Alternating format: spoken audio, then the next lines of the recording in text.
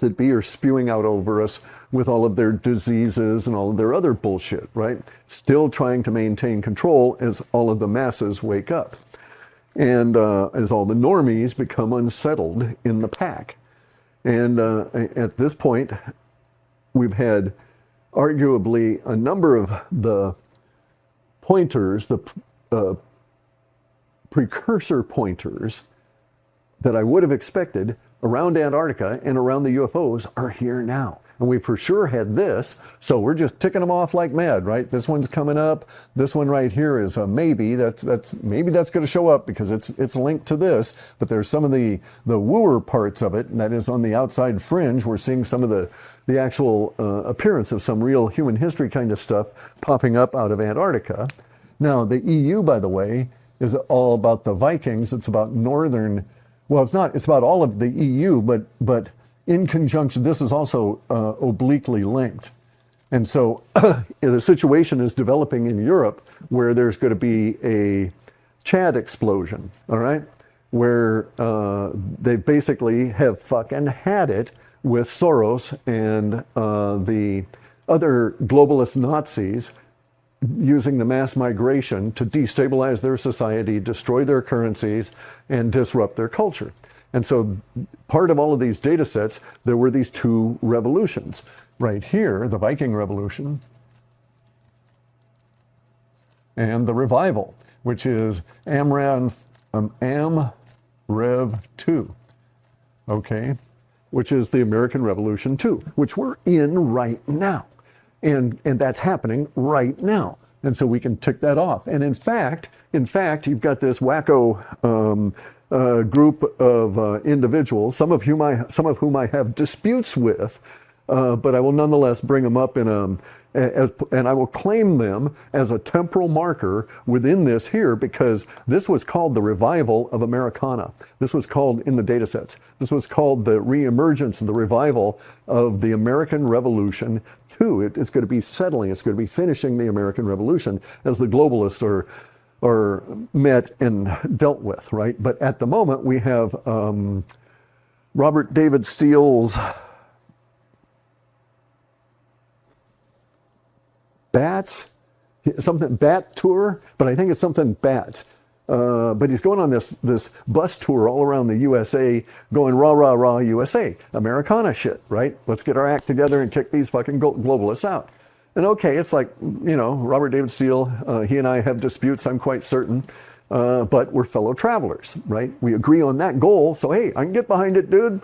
More power to you.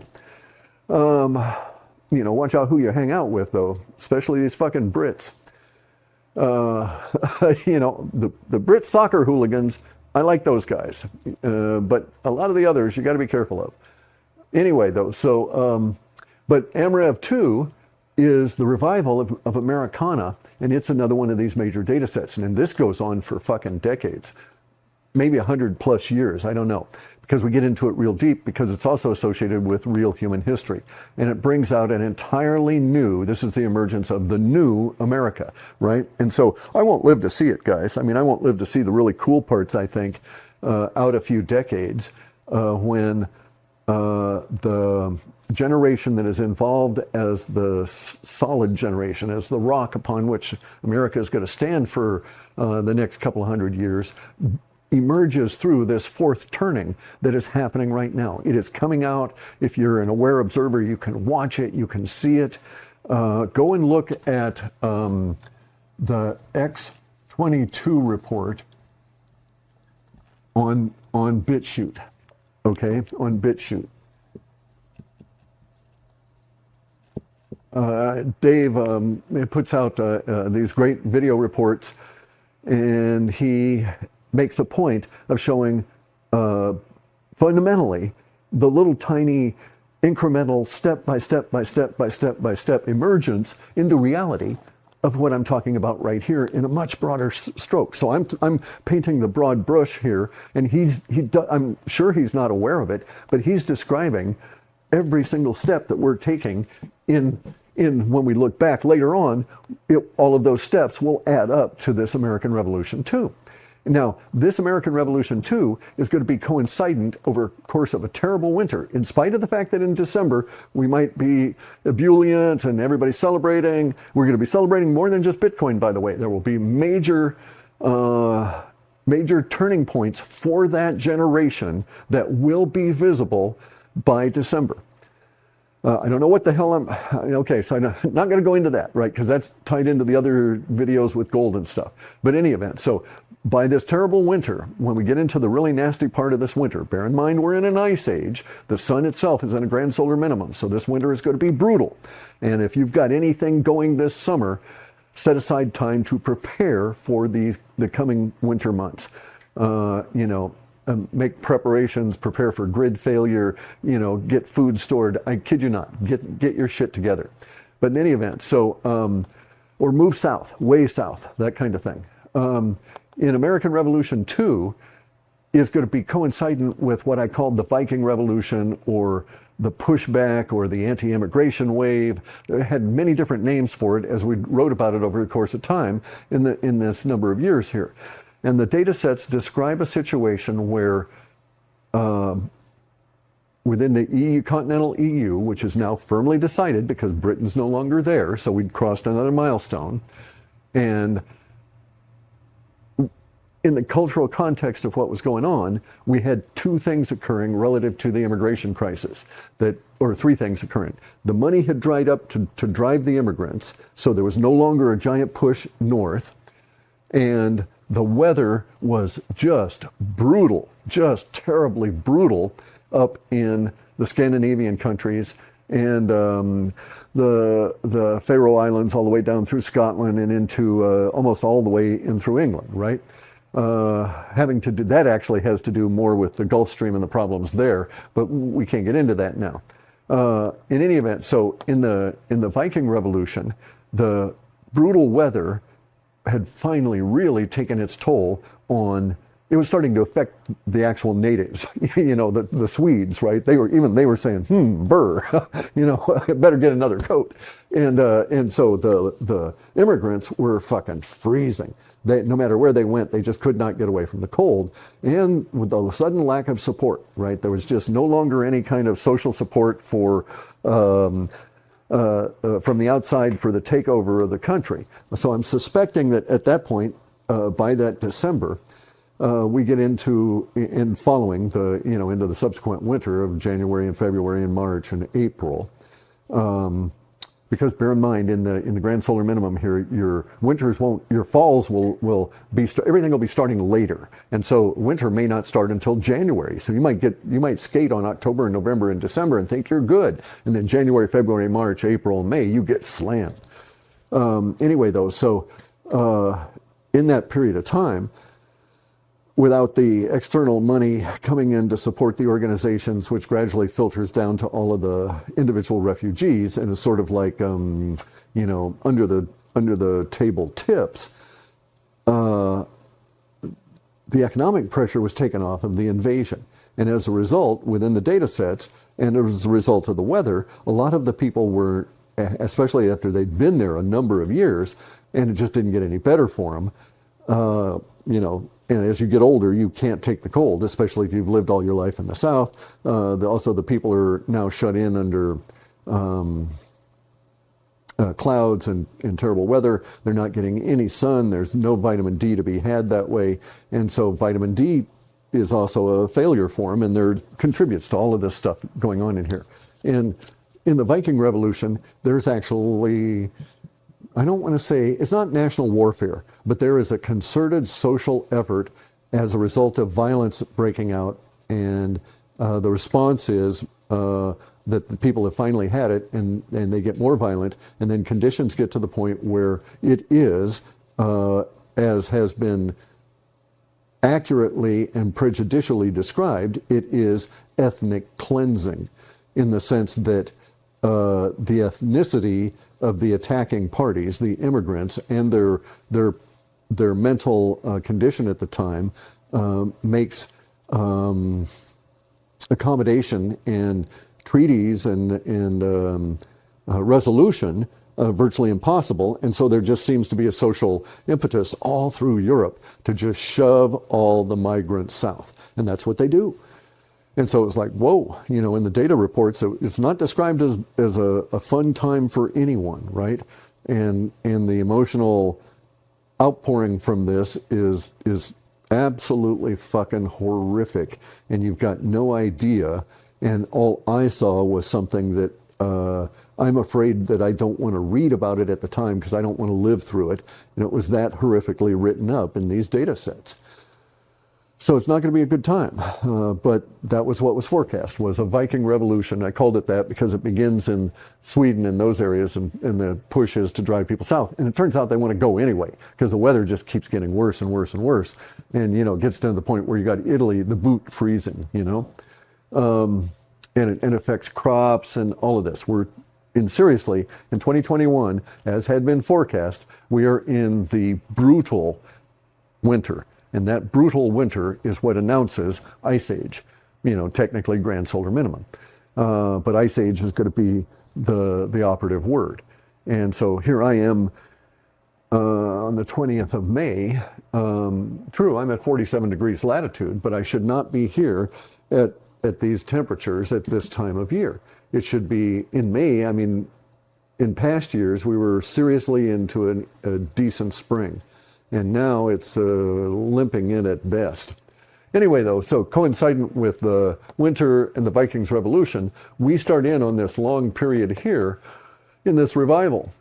As I say, you know, I could not have conceived in 2017 writing about this stuff. I could not have conceived Robert David Steele's bus trip, you know, revival tent meeting going around the country. And it has all the flavors of a religious revival, tent meetings and all. It's political, but it has all of the emotional accoutrement. Under the circumstances, you know, say magnifique, just tremendous. You know, I got to say, hey, we did good there.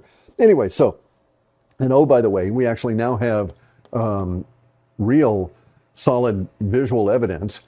If you go and look on BitChute and a few other places, you'll be able to see Spanish troops throwing migrants back into the ocean.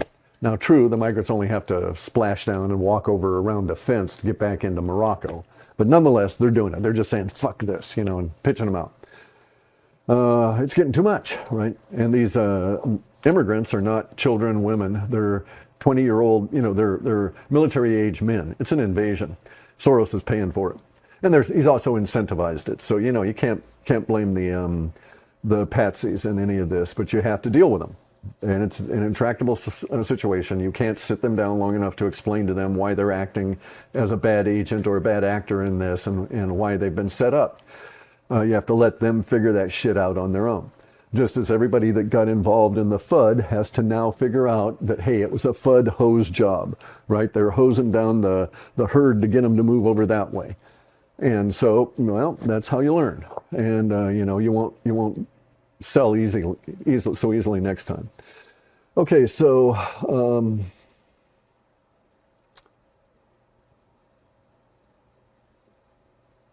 here's a funny thing. All right, here's deep conspiracy.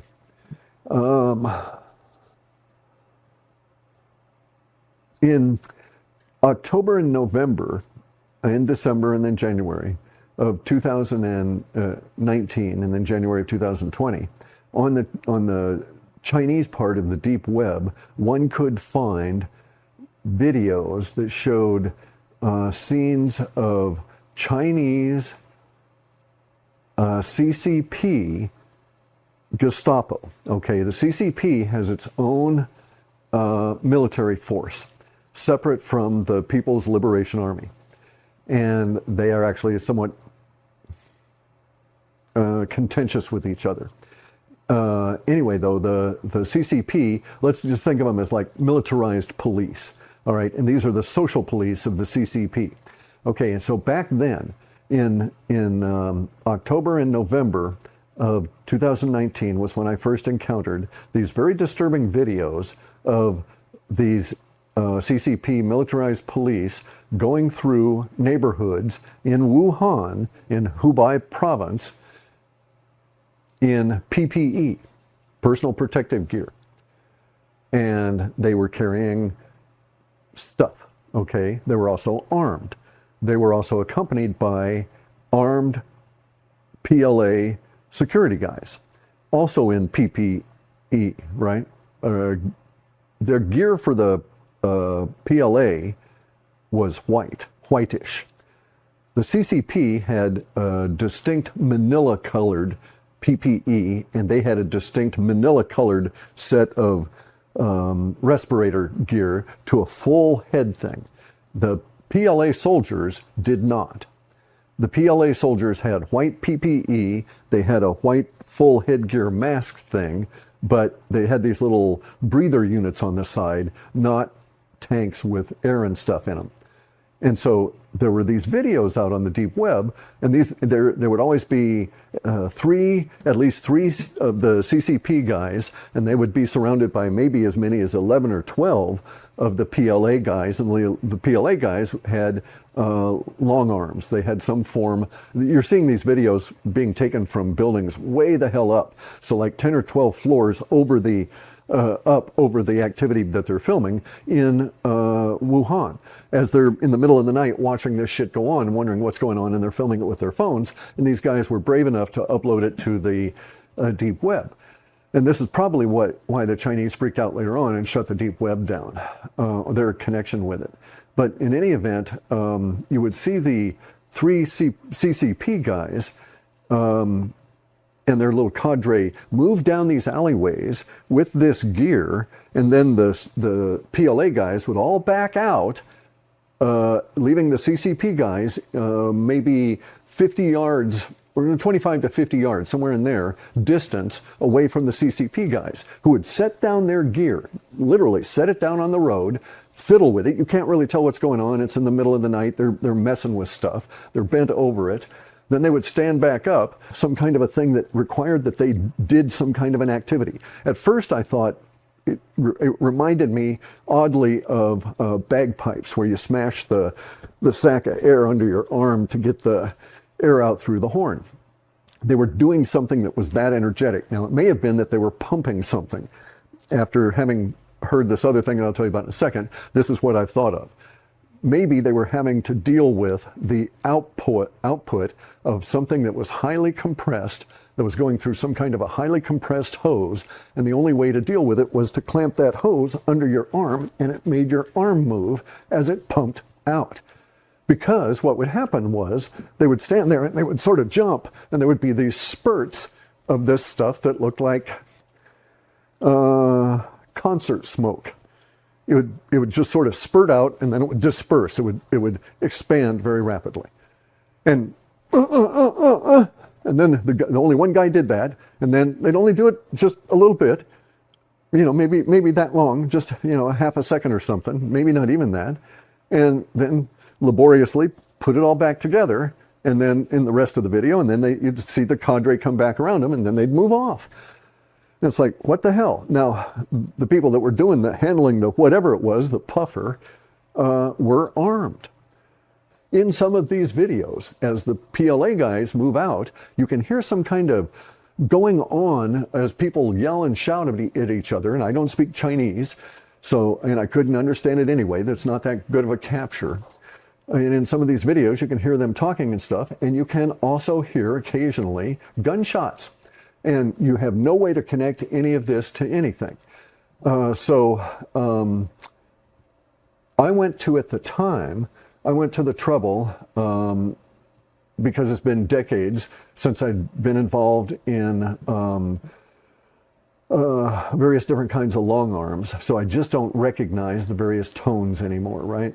And so I wanted to be sure that I was not being set up or anything on this. And so I sent this video to a friend of mine who's in law enforcement and had him listen to it. And he said, yeah, he said, that's, actually told me that, I think that this is the make of the rifle, and the Chinese are known to use this.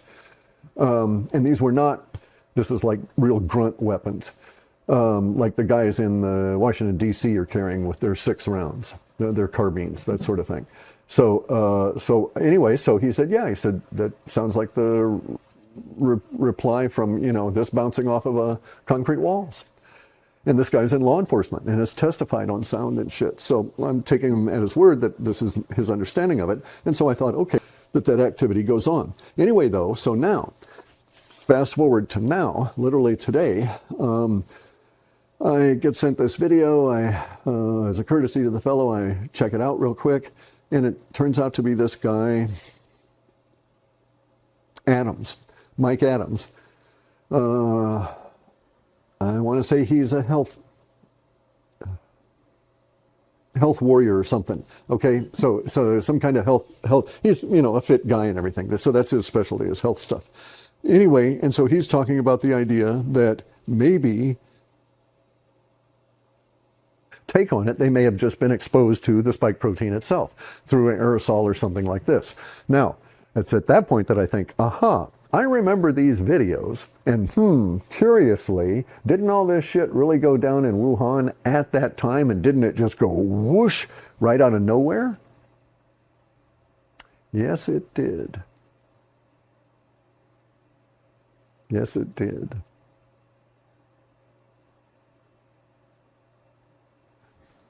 I don't know. We'll never know.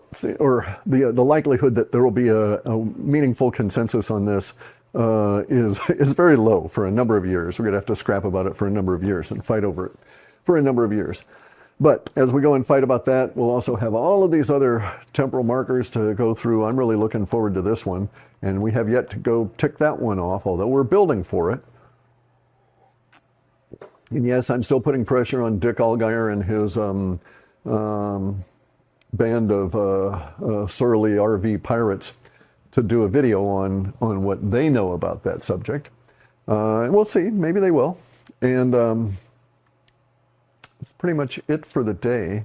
There's all kinds of other stuff we could discuss, but I have to do things, as do you, and I hurt. So I'm going to do things slow and try and get unhurt for tomorrow. Yeah. The real revival, the Americana thing, it's going to be really cool. Those people that are defining themselves as patriots, I think we'll drop that term.